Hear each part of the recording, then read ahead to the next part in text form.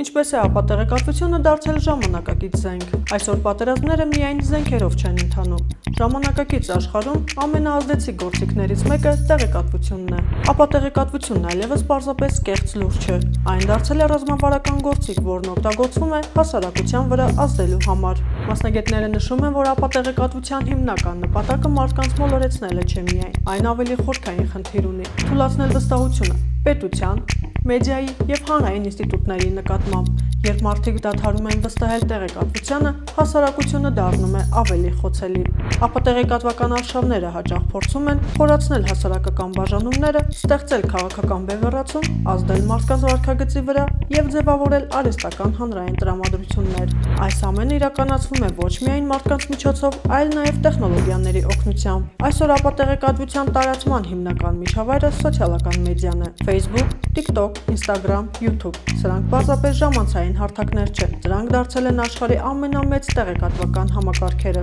բայց այստեղ կա կարևոր խնդիր։ Սոցիալական ցանցերի ալգորիթմները սովորաբար ավելի ակտիվ տարածում են այն բովանդակությունը, որը ավելի շատ արձագանք է առաջացնում։ Իսկ ամենաշատ արձագանքը հաճախ ստանում են հենց սկանդալային, վախեցնող կամ հուզական հրապարակումները։ Մասաչուսեթսի տեխնոլոգիական ինստիտուտի հետազոտությունը ցույց է տվել, որ կեղծ նորությունները շատ ավելի արագ են տարածվում, քան իրական տեղեկությունները։ Մեկ դեպքի օրինակով կեղծ նորությունների ամենատարածված հրապարակումները հասել են մինչև 100,000 օգտատերոջ, մինչդեռ իրական տեղեկությունները շատ դեպքերում չեն հասել նույնիսկ 1000 դիտման սահմանը։ Պատճառը պարզ է՝ մարդիկ ավելի արագ են արձագանքում հուզական բովանդակությանը։ Արհեստական բանականությունն արդեն կարող է ստեղծել իրականությունից դժվար տարբերակվող լուսանկարներ, տեսանյութեր եւ նույնիսկ ձայնը։ Այդ պատճառով մեդիագրագիտությունը այսօր ոչ միայն կրթական հմտություն է, այլ նաեւ տեղեկատվական անվտանգության կարևոր մաս։